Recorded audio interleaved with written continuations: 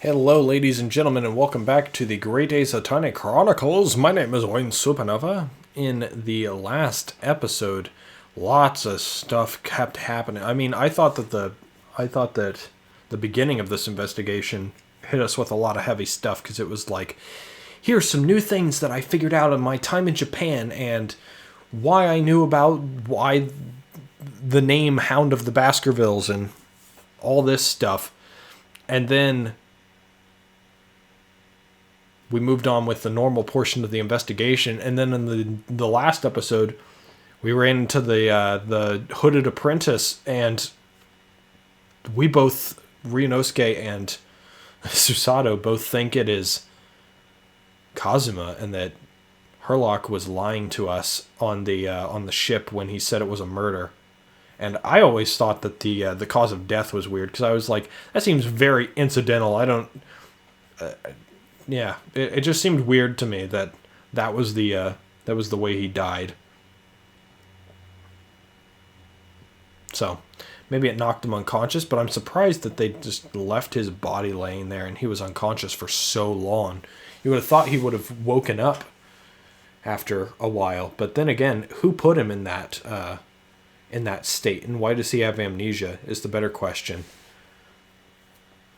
I would like to think that Herlock is on our side, but there had to have been a reason that they tried to fake his death, right? There's some other force at work here that people are trying to apprehend that they don't want us privy to. At least that's what I feel like. And then after that, we ran into the coroner. The coroner has a daughter who looks like she's either a teenager or of age, and she's wearing like a plague doctor's mask, and I think she's probably the reason that the forensic investigation team's money was used for 500 scalpels, because they probably are mostly going to her so that she can just cut up dead bodies. I don't know why. There's so many weird things. And now we learned that the professor, the waxwork of the professor, quote unquote, was returned to its place by Herlock, and we are now going to check it out, see who this professor looks like. Its head's gone. Okay.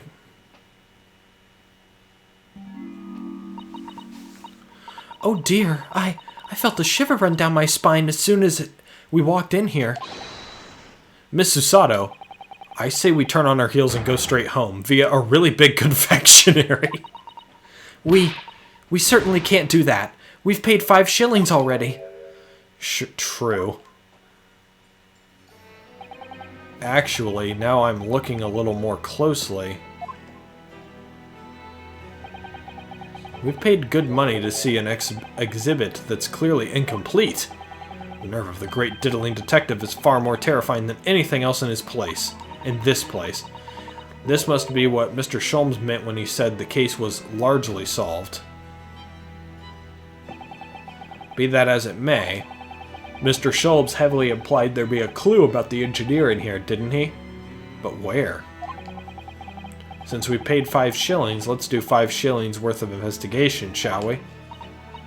Yes, we will get what we paid for.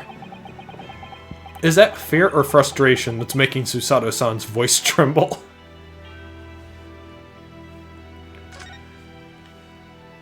Well, let's check this out first. This part of the exhibit is just as disturbing as the rest. It looks so real. It seems to be a young man in a white overcoat, and he has a large shovel in his hand. And he has a large shovel in his hand too. Look. Perhaps we should investigate in a little more detail. Whoa. Okay.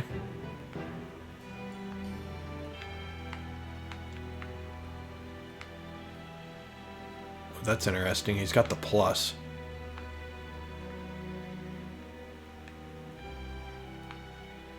He's He's got a Picto box. Well, not a Picto box. That's a different game. What about the shovel? What a large shovel. He's holding it rather ominously, isn't he? What on earth was the man doing with a shovel in a graveyard in the middle of the night? Miss Susato. Yes? That's a spade, isn't it? No, it's a shovel. No, shovels are for digging. That's for scooping up loose material. It's a spade.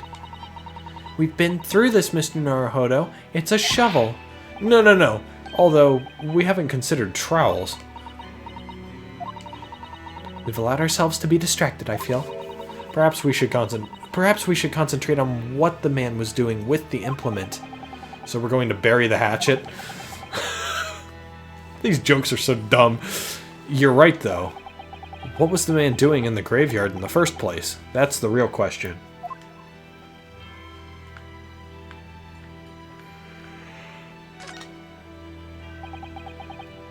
What's this here?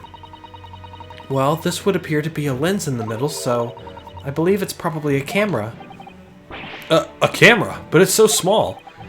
British technology is incredible, isn't it? I mean, what about Mr. Sholmes' skin prints? I think perhaps you should treat Mr. Sholmes' inventions as exceptions to the rule. But anyway, why would the man be in a graveyard at night with a camera? I wonder. Perhaps he was trying to capture the moment a dead body came back as a ghost on film. We'll just borrow this for a little while, I think. Oh, damn, we just took it? By looking at the photographic plate inside the camera, we can see what picture was taken. What's a photographic plate? It's a piece of glass coated in a special emulsion that reacts to the light coming through the lens. If we open the cover at the back of the camera, we should find it. Let's have a look. You should see yourself, Susato-san. Your eyes are shining. You really do like machinery, don't you? I guess so. That's quite a large lamp the man's carrying. Or is it a lantern? It's not unlike a Japanese Chochin paper lantern, actually, is it? Lamp, lantern, Chochin. The point is, it casts very little light. To be walking around alone in a graveyard at night with only this? Well, I certainly couldn't do it. I'm not sure I could visit a graveyard at all, even in broad daylight, to be honest. Naruhodo's a bit of a coward, isn't he?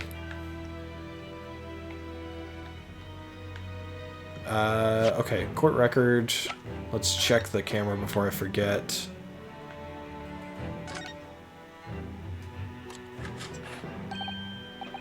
Oh look, the cover came open. Yes, now, there should be a glass plate inside. You have to change the plate with each new photograph you want to take, you see? Is something wrong? There is no plate. It's been removed. Ah, what a pity. But I suppose if you think about it, this wouldn't be the actual camera that was used at the time, just like the waxwork isn't the actual person. So we'd never have found a photographic print of the executed convict coming back to life anyway. Oh, yes, you're quite right, of course. Poor Susato-san. She looks devastated. Maybe the person that took it didn't want the wax sculpture. They just wanted the camera. But that would mean that they took both, right? Oh, there's blood. Okay, that's interesting. What a wonderful machine! You really love contraptions like this, don't you? Oh yes, anything mechanical I find absolutely irresistible. Almost irresistible, surely. Well, whenever I see a pocket watch, for example, I can't help myself. I simply have to take it apart. That's worrying. Yes, Father tells the time by the rumblings of his stomach now. He's given up on having a watch. Poor Professor Mikotoba. Look, Mr. Naruhodo. What is it? On the bellows, just here. There seem to be some very dark red stains. Yes, you're right. Looks like blood, actually. Oh my. I'm sure it's not what you're thinking.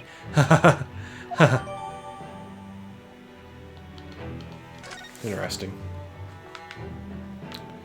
Well, glad I did that then. Double checking. Okay.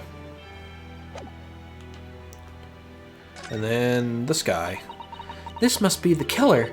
The fiend known as the Professor. Yes, I think so, according to what Madame Tuspel said. He killed 5 victims, all of noble or royal blood. The waxwork is so lifelike, isn't it? Like all the models in this place. I know. It looks like it could start moving at any moment, doesn't it? If only it had a head, that is. Perhaps we should examine it in a little more detail.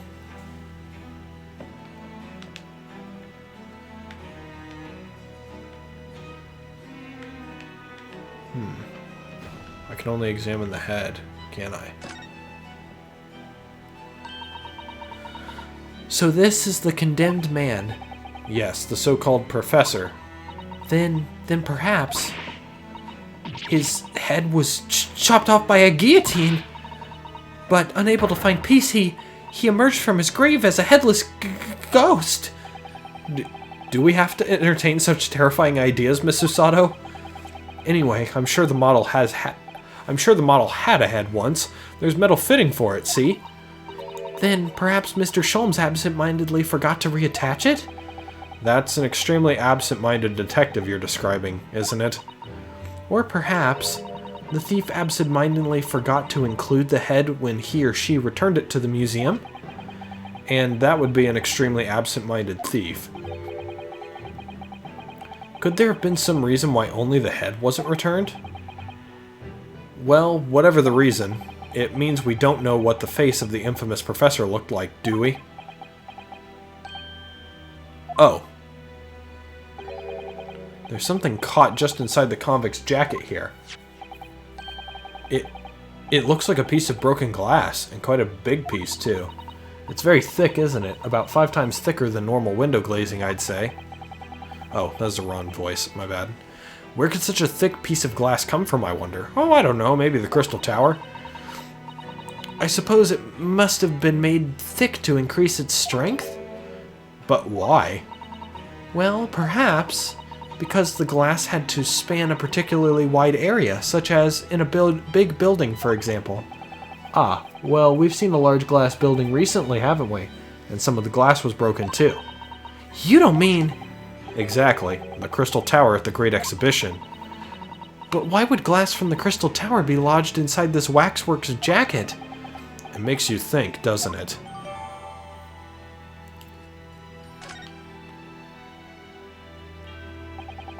Earlier in court we established that the kinesis experiment was a trick, and now we discover this fragment of glass here in the waxwork. Is it just a coincidence? I don't think so. I just don't think we have much else to investigate here. Well, it says I still have something left on him. Yeah, just skip right on through that and look a bit closer at him.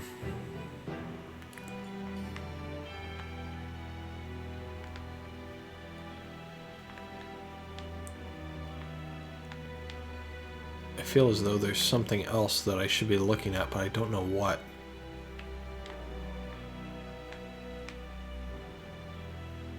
His face. I can't see his face very well, can you? Perhaps if I just... Oh, do you think you should be manhandling the exhibits, Mr. Naruhodo? I'll put it back exactly as it was, don't worry.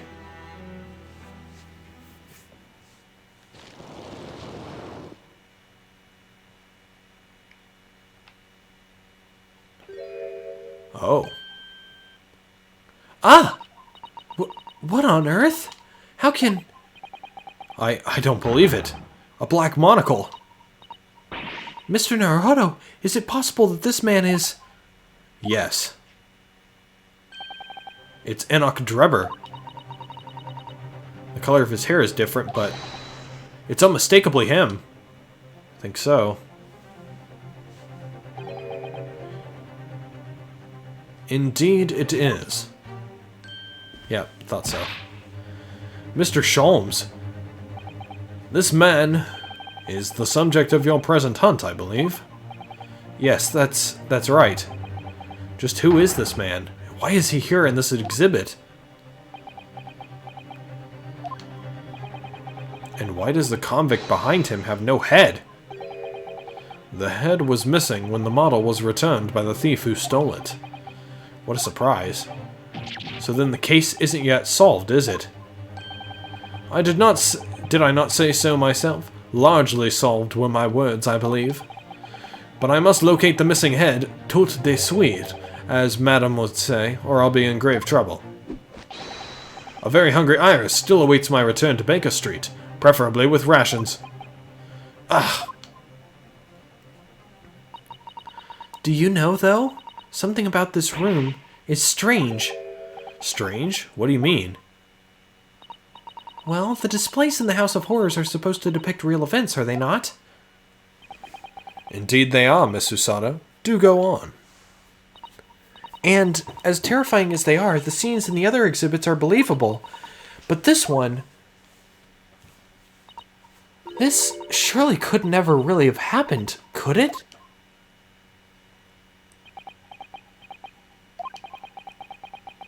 I think it's time I educated you a little. About the nature of the incidents involving the professor 10 years ago. Good. We're finally getting this.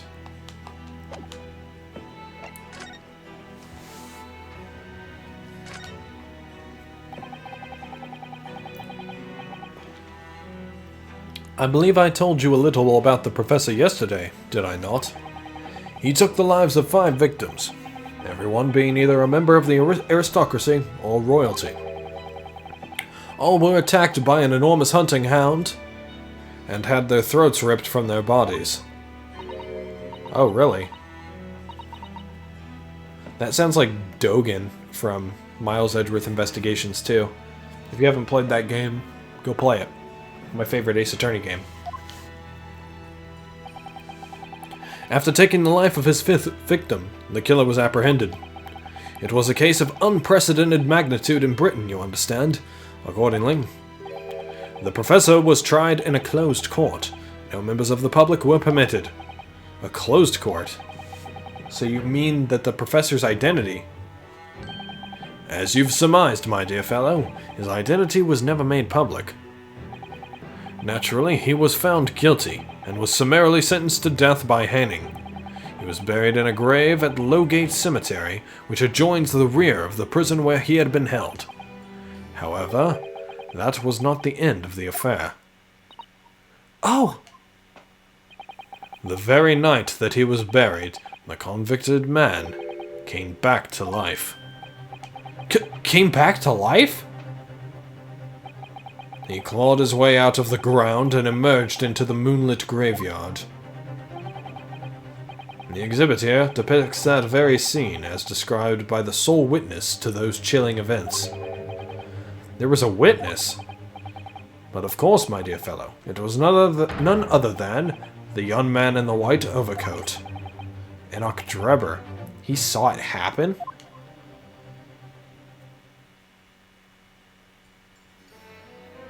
Ooh. Getting spicy in this fucking mystery. So this is a waxwork model of Enoch Drebber. 10 years ago, the convicted professor, having been gibbetted and buried, emerged from his grave in the dead of night. I don't think I've ever heard that word before, gibbetted. The sole witness to that unimaginable scene was this young man. From appearances, I would say he was about 20 years old. It's so horrifying. Scared out of his wits, the young Drebber ran to a nearby police station to report the incident. And the sheer terror of what he had seen is said to have turned his hair white overnight. Yes, as is shown in the photograph we have of him, his hair is completely white. For the following days, the story of what he'd seen was on every front page in the capital. The public was frantic for every last detail about the killer who'd come back to life. As you've seen, an exhibit was even created here at Madame Tuspel's. I can quite understand why the man's hair turned white, certainly. But what I don't understand is what Mr. Drebber was doing in the first place, in a lonely graveyard in the middle of the night. Yes, what was he up to?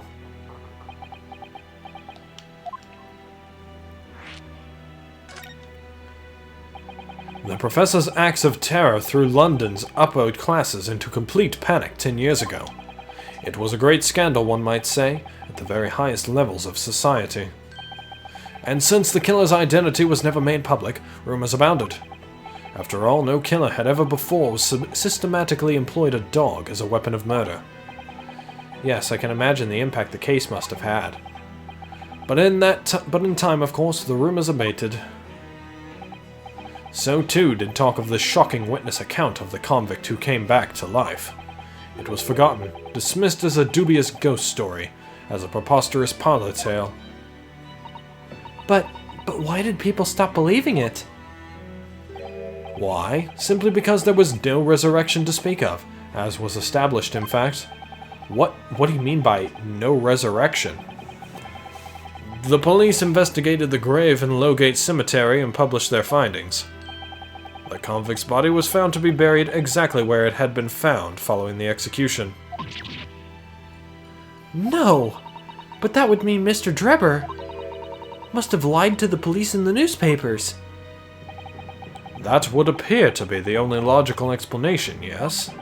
The young man subsequently vanished from society and nothing has been heard of him since. It's rather striking, then, that he should resurface now, don't you think? Of course, the convicted murderer couldn't really have come back to life. That's not possible. But Drebber's hair is unusually white, and if that really did happen overnight as a result of shock, it's hard to believe the incident was an out-and-out lie. You know, that white hair overnight due to shock, I don't know of any case where that's actually occurred, so I'm going to go ahead and call BS on that one. I think people usually dye their hair like that if they're trying to hide their identity. Gina, why are you here? Ah! What the bleeding Nora, Otto? What have you gone and done? Gina, what are you doing here? She's got the gun! I asked Iris and she said this is where you'd be, so... Gina, not so loud in the museum. Madame Tuspels will have you take a position as a waxwork if you're not careful. I think there might be a more pressing concern. I still had some flash power left from 6 months ago, so... Alright, Gina, we understand, but please, put down the gun.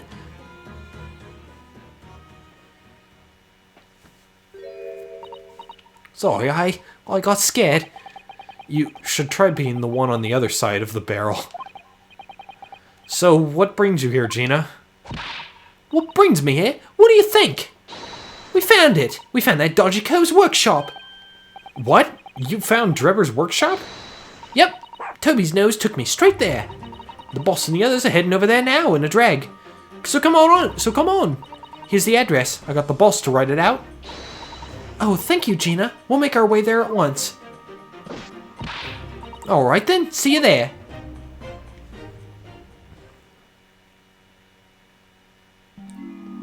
Uh-oh. You go. Don't mind me. I'll just stay here, being still. What? I know my place. In the exhibit over there. Oh dear, someone is feeling sorry for himself. Let's go, Mr. Sholmes. You're coming. Your words hearten me, I must say, but if I were to shirk my duties here, Madame would have me pay monetary recompense and Iris's dinner plate would be empty once more. Forget that. I'll pay for everything. Then there's not a moment to lose, my dear fellow. I shall hail a carriage at once. No offer to share the cost from Mr. Sholmes. I shall gladly pay half, Mr. Naruhodo. Thank you, Miss Susato. Right, let's go.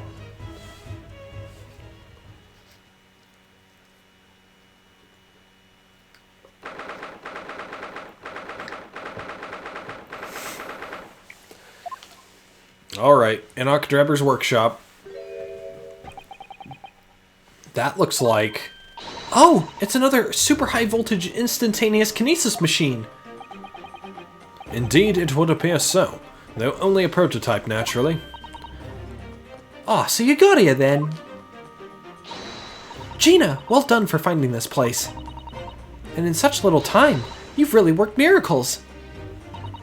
It's Toby who's the miracle worker. thought you lot would show up before long. Hello, Inspector. That's one knitted brow. Yeah, I was gonna say, his eyes are furrowed. He looks like he's eating a lemon, not a bag of fish and chips. So, Inspector, is there any sign of the engineer? Sadly not. We didn't find a soul in here. Oh, what a shame. Well, thank you for letting us know about this place and giving us the chance to investigate. According to what Gina tells me, we only found it thanks to a clue you lot turned up. Wouldn't want to say go to Paris with a debt of gratitude unpaid now, would I? Thank you. Anyway, if you're open to snoop around in here, I'd get cracking. Well, Van Zeeks and the forensic investigation team are on their way here as we speak. Them again. I imagine you've got the picture by now. They don't take too kindly to lawyer types. Right. So then, my dear fellow, let's turn this place upside down whilst we have the chance. And you, Sholmes. Pardon? They take even less kindly to great detectives than they do to lawyers. Ah! Very droll, Gregson, very droll. But you may consider me nothing more than an inconspicuous waxwork model. Right then, let's see what we can find in here. Okay. Let's go ahead and examine some things. So here's some arrows. That's interesting. It's a European style quiver of arrows with steel bolts inside. Oh, do you suppose? Crossbow bolts these. And just the right size for the bow you lot turned up at the exhibition grounds. In other words... Yup, that's more evidence to support your theory. It all goes to show that Drebbo's one pulling the strings behind the scenes of the whole scam.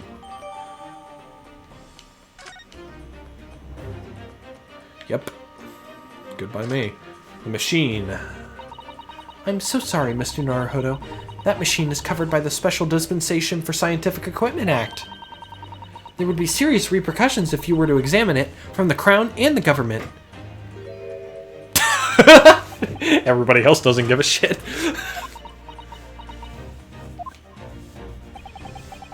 Well, those two don't seem to be holding back. It's quite hollow inside. No working parts or devices of any deception to be seen, my dear fellow. No loose change dropped on the floor, nothing. Not even a bone for Toby here, my dear fellow. British people are very much ruled by their own ideals, aren't they? I think that's just these two, Miss Susato.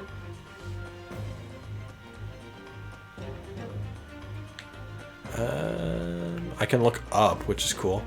I want to check the trophy, though. The trophy caught my eye first and foremost, actually. Ah, this appears to be most interesting. Yes, most interesting indeed, wouldn't you say? It's an impressive-looking back massager, that's for sure. Ryu! I've no doubt that if you hit your shoulders a few times with that, your aches and pains would soon go away. It's a Royal Society trophy for excellence in science. A young scientist could wish for no higher honor. Ah. Would you like a massage? No, I'm fine, thank you. I had no idea it was such a grand thing. I think it's becoming increasingly clear that there's much more to this Mr. Enoch Drebber than conjuring tricks. I couldn't agree more, my dear madam. And how about you, Mr. Naruhodo? Wouldn't you like to take it with you? For your tired shoulders, of course. He's not going to let that go, is he? It's curious, though, isn't it? You would expect such an important trophy to be proudly on display somewhere, not haphazardly cast aside. English gentlemen can be quite a mystery at times. Well, let's find out what's inside of it. So that's what I'm expecting. I'm expecting there to be something in the base. There's a little metal plaque here, look. Fostering burgeoning talent for the future of scientific discovery. It seems rather ironic, doesn't it? But clearly Mr. Drebber was a very talented scientist. That's it? I'm actually surprised. I was expecting there to be like a lid to it or something. And there's to be something hidden inside, but nope. Wonder why that's in our evidence then. A plane. Zipplane, boss, a zipplane! What on earth is this? An aeroplane, Mr. Naruhodo. One day, scientists believe it will allow humans to fly freely in the skies. Is that how the trick will be described, is it? Sorry? Well, it's actually suspended by a thin but very strong cable, isn't it? Oh, well, this model is, yes, but a real aeroplane would actually fly high in the sky. While suspended from somewhere even higher in the sky, of course. Because large metal obviously can't really stay in midair unsupported. So to you, the solution is ever taller towers? Well, I don't know if Ryunosuke would live long enough to see that happen, because that happens in like the 1920s? No. That's very wrong. I actually don't remember the date that the Wright brothers did all that stuff. I think that might have been in the 1800s. In fact, I can look up, but I don't get anything for examining any of this, so that's interesting. This door doesn't want to open. Yeah, looks like it's got a pretty hefty lock on it. There's a specialist locksmith on the way from the yard, so hands off until he gets here. With permission, Inspector, I could have that lock open in less than a minute. Well, you don't have permission, and no one's given it to you. Gregson looked as though he really enjoyed that.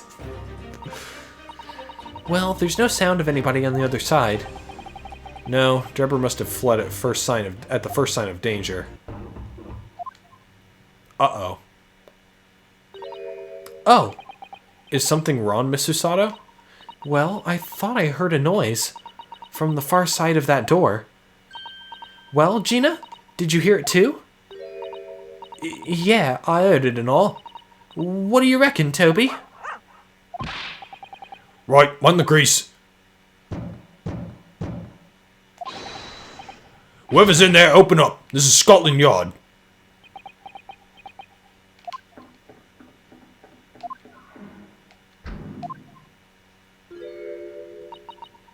Oh my, someone is in there! And they went out another door. Ah, this rotten bleeding lock! My dear Gregson, as I said only minutes ago, if only it were countenanced, I could unlock that door in less than a minute. Do it. Fine, we'll take the rap for it. Just get us through that blasted door. There, you may enter at will. You've confused minutes with seconds, I think. Time is of the essence, I feel. What are we waiting for? Go, go, go! Nothing for it, I suppose. This is an emergency. There's a strong possibility that beyond that door is the engineer you all seek. Be prepared for action, my dear fellow. Well, considering I heard clomp, clomp, clomp, and then a door close, I think he probably left. I think you probably missed him.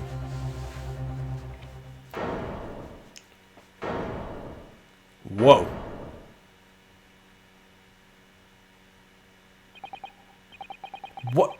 What's happened in here?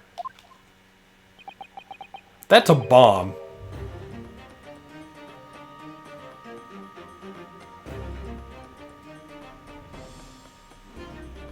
What the This is so confusing. That is a bomb. Why is everything upside down?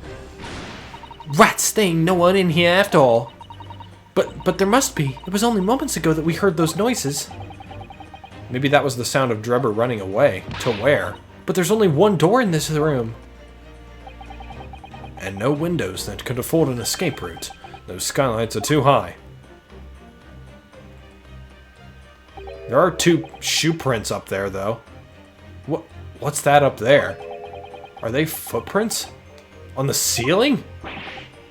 Blow me. What do we have then? What do we have here then? I don't know. What the fuck was that?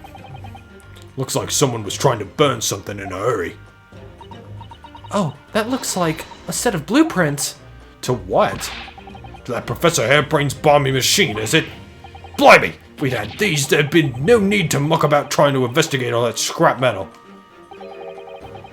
There is something of great interest here, too. This rope was lying on the floor at the foot of that pillar. A rope? What's significant about that? Never mind. You see, but you do not observe, Mr. Naruhodo. We must investigate the entire room thoroughly, and before the investigation team arrive too. Yeah, let's examine the bomb that's in the middle of the floor. Mr. Sholmes, have you found something?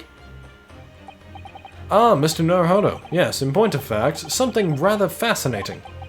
What do you make of this? Let's see.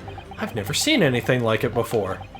It looks like a bundle of thick cigars wrapped in a large watch. Ah! Miss Susato, what's the matter? Surely that's a time bomb, isn't it? What?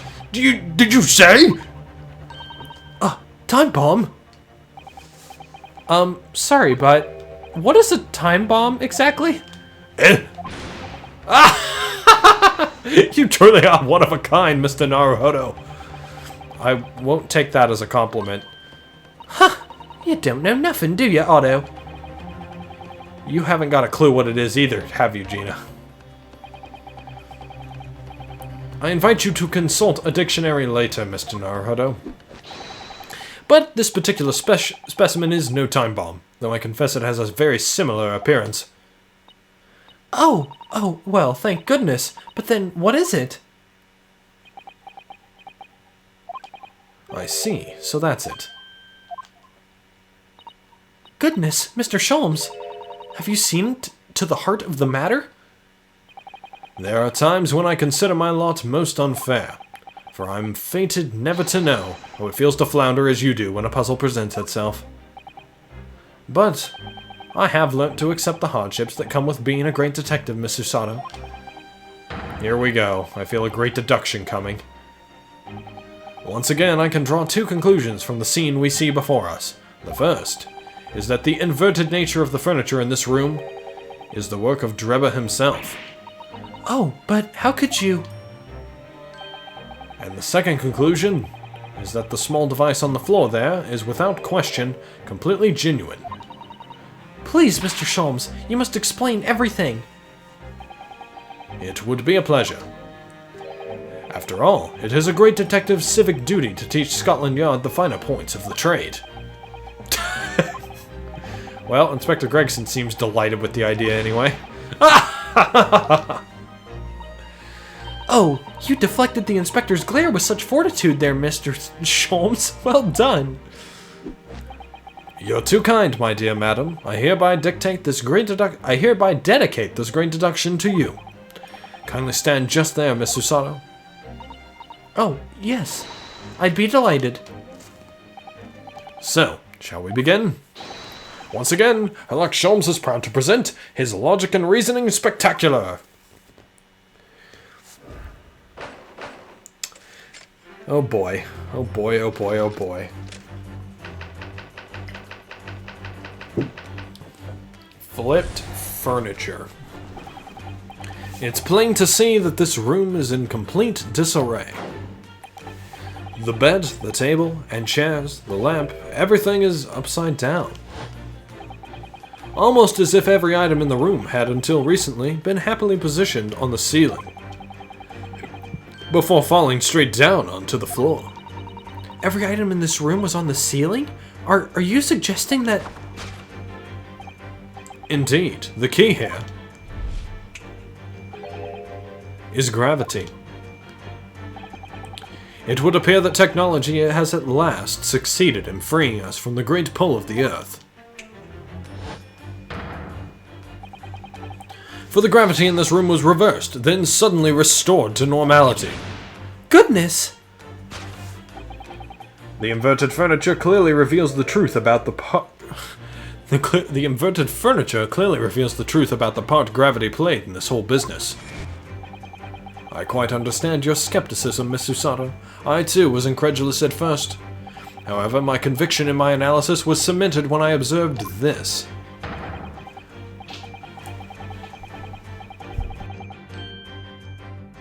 Hey, I'm back. Sorry. I had someone come home when I didn't expect them to, and I had to abruptly stop, but I'm back, so let's finish the episode. An anti-gravity device, almost identical to one that featured in a dream of mine only the other day, in fact.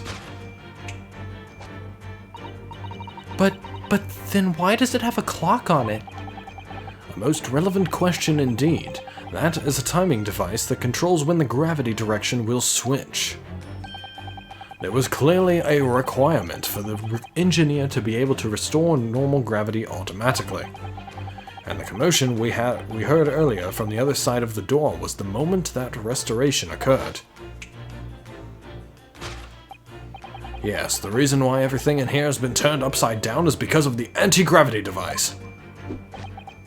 So you see, we need look no further to explain the state in which we now find this room. The direction in which gravity acts in here was reversed by Mr. Drebber, before being restored to normality in an automatic fashion sometime later by the timer device. I have witnessed precisely this scene in a dream I once had when I fell out of bed. That was only one topic? Jesus.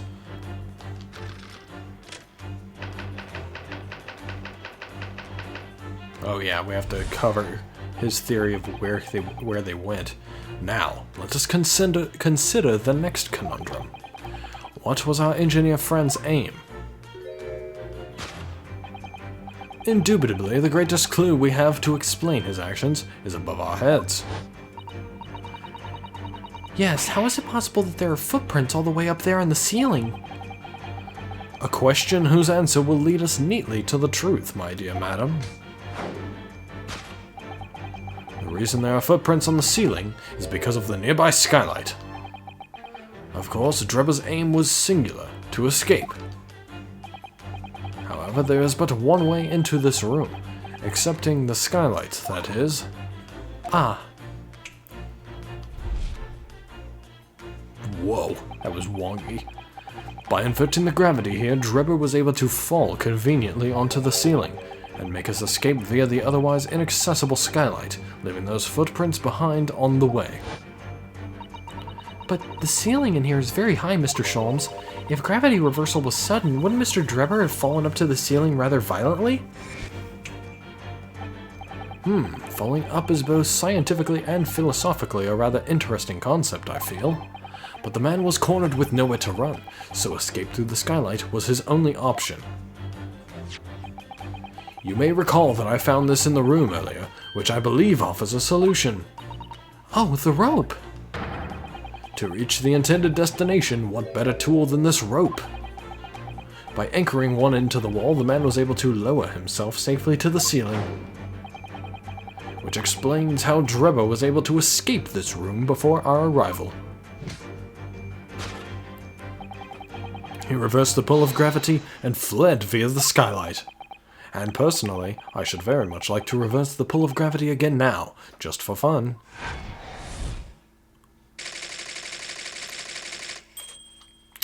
No, This is probably one of his most far-fetched theories yet. Thus concludes Sherlock Sholmes' great deduction of this topsy-turvy puzzle.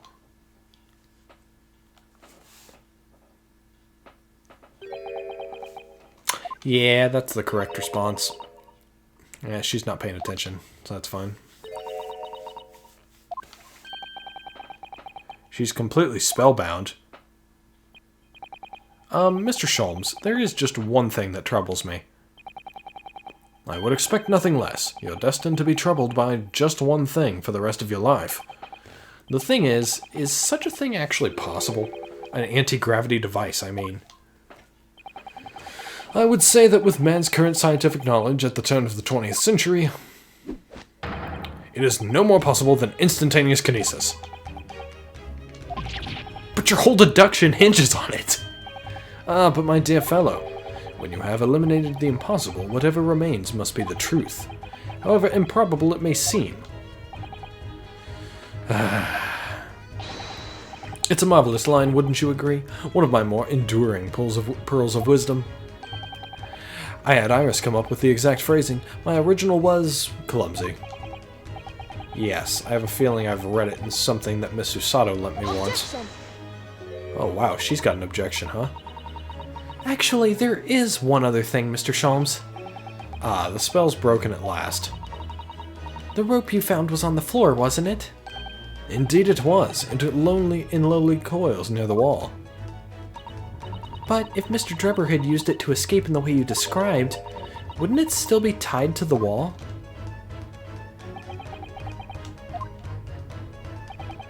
Mysteries inevitably unravel in the end, as I think you'll find do ropes. And as evidence of such, you need only look at the mystery we faced in this room, now skillfully unraveled. That argument is as circular as the coils of rope.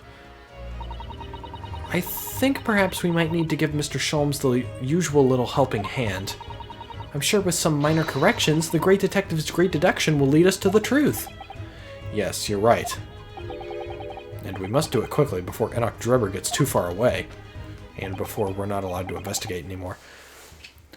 If you're ready, then let us resume. Herlock Sholmes' logic and reasoning spectacular.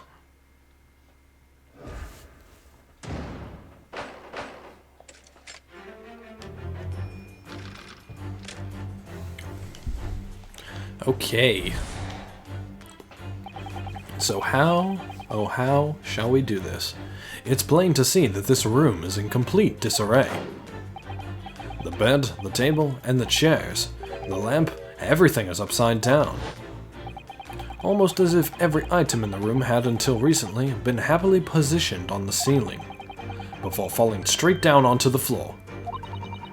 Every item in the room is on the ceiling? Are you suggesting that... Indeed, the key here is gravity. It would appear that technology has at last succeeded in freeing us from the great pull of Earth. For the gravity in this room was reversed and then suddenly restored to normality. Goodness! The inverted furniture clearly reveals the truth about the part that gravity played in this whole business. To think gravity could have been reversed in this very room, I find the whole idea utterly enthralling. Only Mr. Sholmes could conceive of such an explanation. But the man himself admitted it was a scientific impossibility, so... Yes, you're quite right. We must completely discount the idea at once. Ooh, that's unusually merciless of you, Miss Susato. When you have eliminated the impossible, whatever remains must be the truth. The great detective himself said so, didn't he? While refusing to part with his dreams of anti-gravity devices. Yes, I suppose so. Well, let's see if examining this topsy-turvy scene a little more closely reveals some proof that shows exactly what the gravity in this room was or wasn't doing. Sure. I want to examine a lot of things. All the furniture in here is very conspicuously upside down, certainly. Yes, it does immediately put you in mind of some strange quirk of gravity, I admit. Ah, could it be that a mini whirlwind passed through here, do you think? I'm not sure that's much more plausible than Mr. Sholmes' explanation. Oh dear, saying the first thing that comes into your head isn't the way forward here, it seems. What is this? Well, well, I wasn't expecting to find a pretty bunch of flowers in here, that's for sure. Ah, look at that! I know, that slender little vase looks like it's about to topple at any moment, but the flowers are thriving. Somehow it makes you think of the fragility of life, wouldn't you say? To be honest, Mr. Naruhodo, something else about it made a rather deeper impression on me. Yeah, I would say that...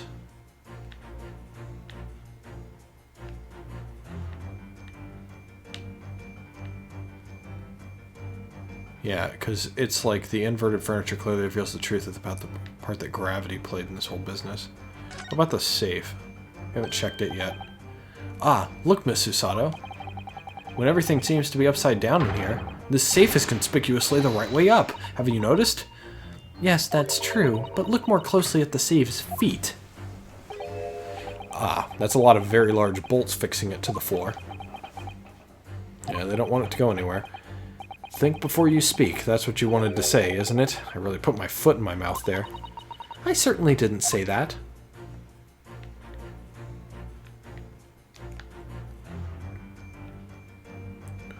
Yeah, it's pretty much you can only select inverted furniture and then the vase and the safe, so... Yeah, pretty sure it's this.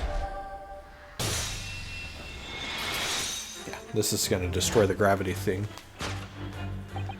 The upright vase clearly reveals the truth about the part gravity played in this whole business. Upon my word, Mr. Naruhodo, you have surpassed yourself by completely turning my argument on its head. Trying to impress your assistants here, perhaps? No one is trying to steal your spotlight here, Mr. Sholmes. Trust me. As you rightly say, though it appears at first glance that all the furniture in the room is upside down, this unassuming slender vase is standing keenly to attention. And unlike the large safe, there is nothing affixing it to the floor. And it's the exception that breaks the rule. In short, much as it pains me, the gravity in this room was never inverted at all. My deepest sympathies for your loss. Oh, poor Mr. Sholmes. But the show must go on, so let us continue with our deductions. Now that we know that this contrivance is not in fact an anti-gravity device, then there remains but one other possibility. You don't say. Someone deliberately turned over every piece of furniture in here. Which might sound obvious, but leaves one mystery very much unsolved. Namely, why would anyone choose to do that? Quite, and naturally, there is an explanation. Yes, the reason why everything here has been turned upside down. He's absolutely determined that this device must have something to do with it, isn't he? I'm afraid the lure of an exciting scientific explanation is too strong. Well, there's no doubt that somebody did this. Somebody turned all this furniture over. So whoever it was must have had a reason. I'm afraid nothing comes to mind at all, though. Well, let's look around and see if the answer presents itself. Sure. Oh, okay. What the hell is this? Look, there's something written on the other side of this armchair. Oh yes, safe 432582. Safe, as in safe and secure? As in secure lockable box, I think. Admittedly more likely. Well, there is a large safe bolted to the floor on the other side of the room, so yes. So you mean this number would let us open it? I wonder why it's written here, though. It's written there so that nobody would... so that it could remind the person who wrote it there and nobody would check there. Take that! Right?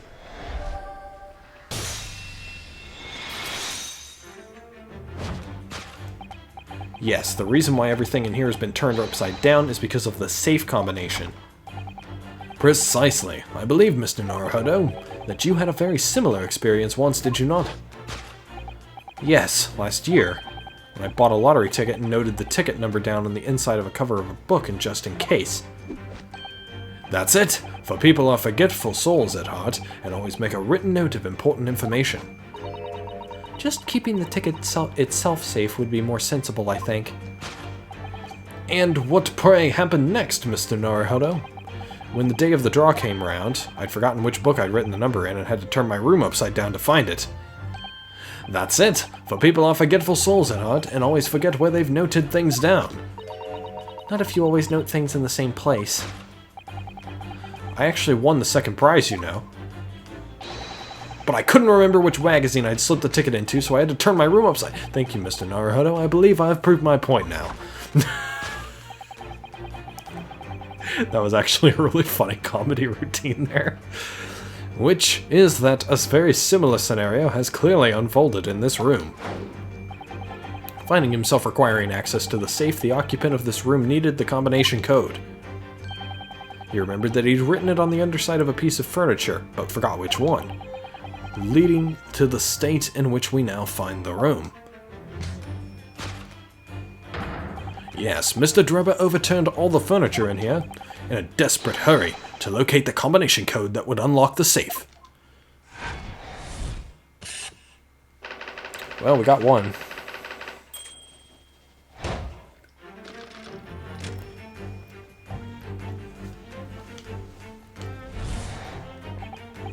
Now, let us consider the next conundrum. What was our engineer friend's aim? Indubitably, the greatest clue we have to explain his actions is above our heads. Yes, how is it possible that there are footprints all the way up there on the ceiling?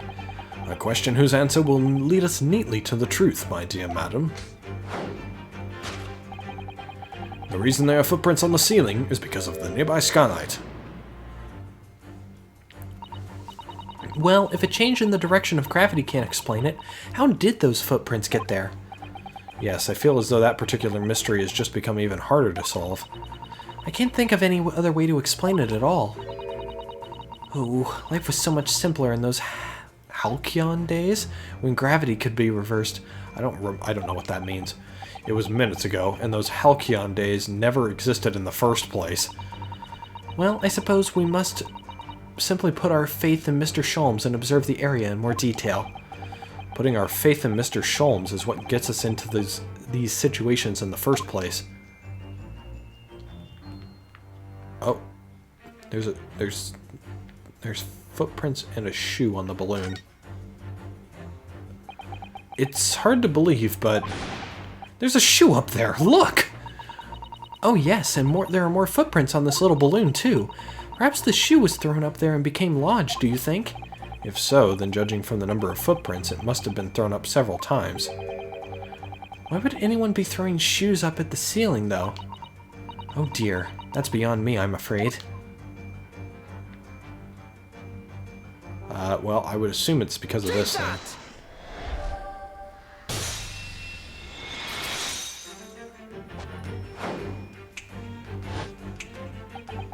The reason there are footprints on the ceiling is because of the nearby shoe.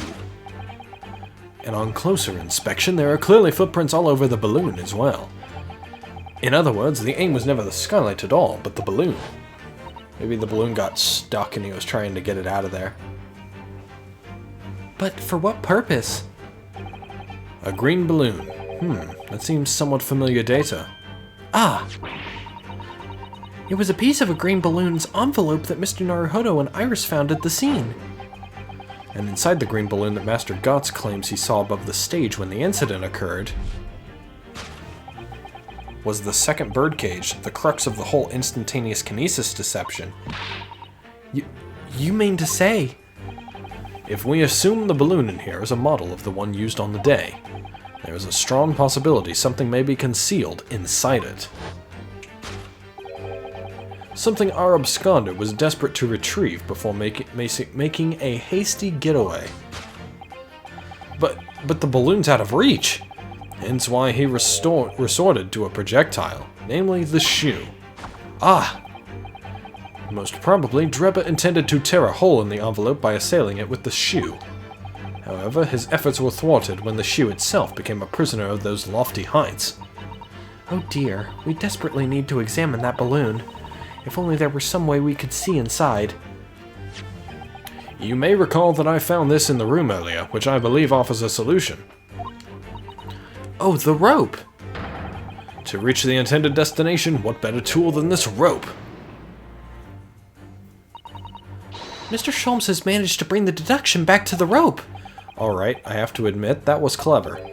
So we just throw the rope up to the balloon and then pull it down to us on the ground? Which is much easier said than done, I feel. And could take us a very long time as well. True. Perhaps we need a more surefire method. In fact, we already have one, of course, don't we? It's the crossbow, isn't it? Oh, this is an interesting way of doing this. I actually like this.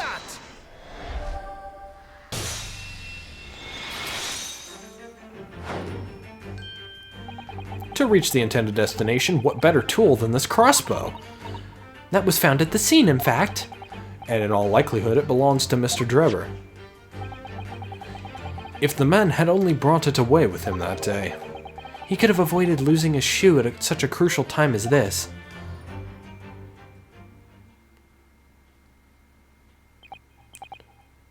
So, shall we? Your curiosity is deeply stirred, no doubt, my dear fellows. What is it that Enoch Drebber has hidden inside that balloon?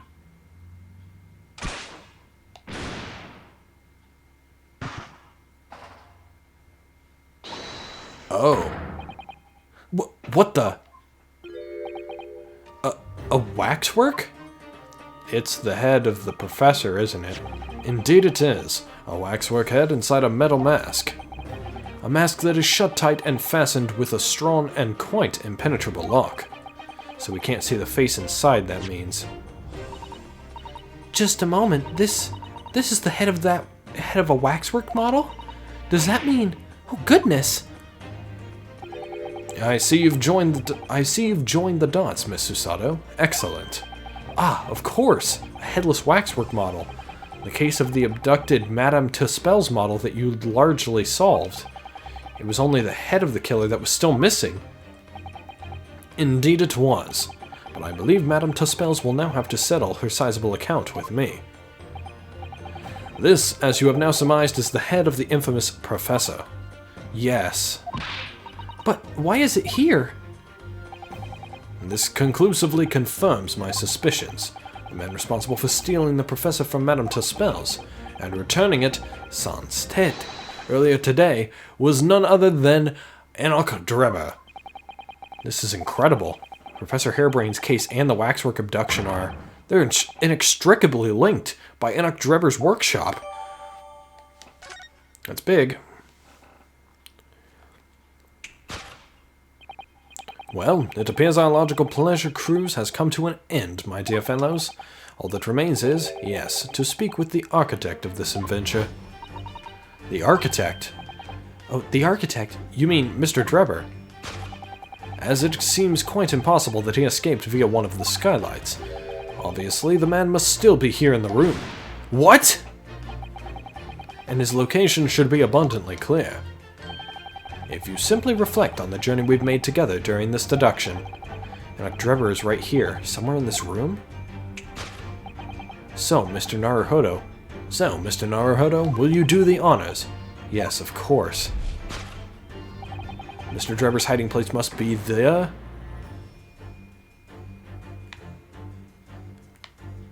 It's the safe, isn't it? Take that!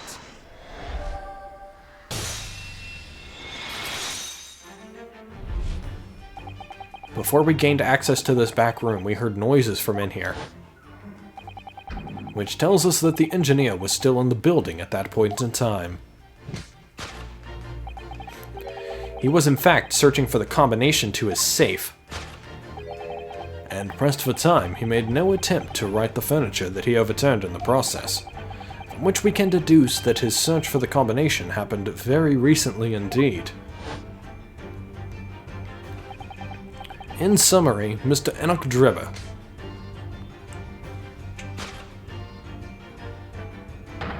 is at this very moment inside the safe. Thus concludes Herlock Sholmes' great deduction of this topsy-turvy puzzle.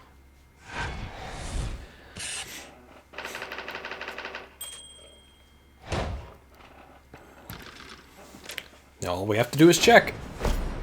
And we should have our key witness for tomorrow's trial.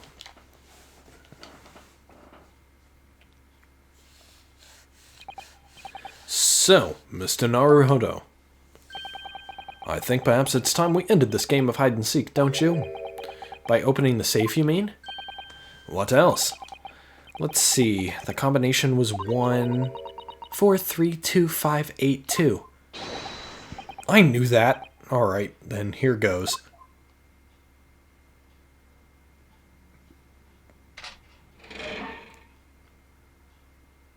Hi. How you doing? Oh, you have a metal arm. That's interesting. You found me.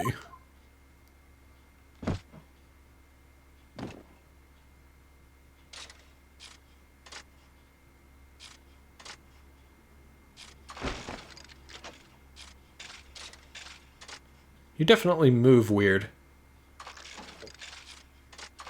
Why are you dancing? Yeah? Is that how you introduce yourself to new people that you haven't met yet? Right then, sir, Mr. Enoch Drebber, I presume. Correct. You'd better start talking. You tricked Professor Hairbrain with that bogus machine you built. And you shall have to explain the theft of the waxwork from Madame Tuspel's as well. Whilst I would be delighted to answer your many questions, personally, I would advise that you deactivate my little parcel first. Deactivate? Your parcel? I refer, of course, to the time bomb. I left it in a most prominent position. Ah! Ha ha ha, I see. Stunned silence. You're all gearing up to die with me then? No!